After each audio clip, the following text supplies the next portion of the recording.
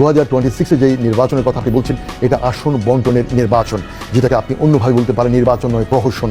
আসন ভাগাভাগি অলরেডি ফাইনালাইজের পর্যায়ে চলে গেছে, চূড়ান্ত পর্যায়ে। জামায়াতে ইসলামকে 80 আসন অলরেডি দেওয়ার জন্যে হাতে পায়ে ধরে বসে আছে। 80 আসন, 80, যেটাকে ইংরেজিতে বলা 80 সিটস। আর চিলড্রেন পার্টি, যেটা ন্যাশনাল চিলড্রেন পার্টি, তাদেরকে 8টা সিট এখনো পর্যন্ত কনফার্ম করে রেখেছে। আর বিএনপিও চাইছে মেজরিটি তারা পাওয়ার নিতে। তবে আবার বলে রাখছি, যিনি ক্ষমতায় আসুন, জামায়াতে ইসলাম তারা হবে ওয়াচ ডগ।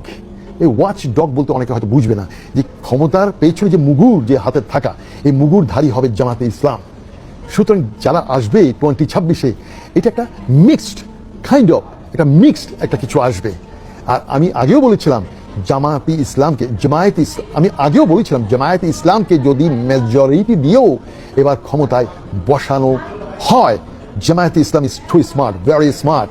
জামায়াতে ইসলামকে সেধে দিল, এবার আসবে না, এরা বসবে না, এরা বসতে চাইবে না। বাট 2028-এ জামাতকে পায়ে ধরে সেধেই তাকে দিতে হবে। কারণ এই যে ট্রানজিশনাল পিরিয়ড, এই যে 2026 এবং 2028, এই 2 বছরের যে মাঝখানে যে ট্রানজিশন, যে সরকার আসবে, সেই সরকার তার কাঁধে কিছু কলঙ্ক, কিছু দায়ভার, কিছু ব্যর্থতা নিয়েই তারা বিদায় হবে। তারপর হবে আসল নির্বাচন।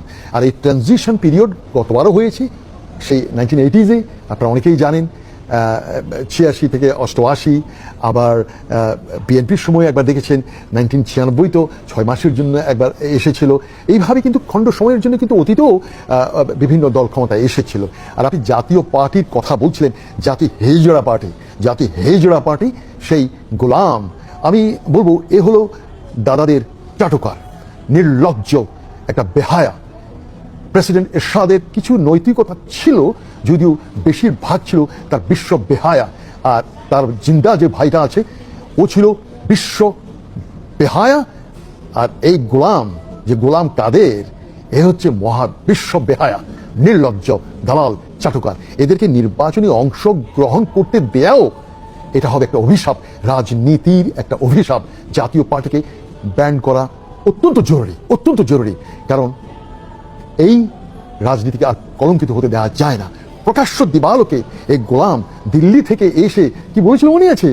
দাদারা বলুক, আমি কিছু বলবো না, ভাসুরের নাম আমি নিতে পারবো না, ভাসুর যদি মনে কষ্ট নেয়, ভাসুরের নাম মুখে নেওয়া যাবে না। এই সেই গোলাম কাদের, হেজড়া কাদের।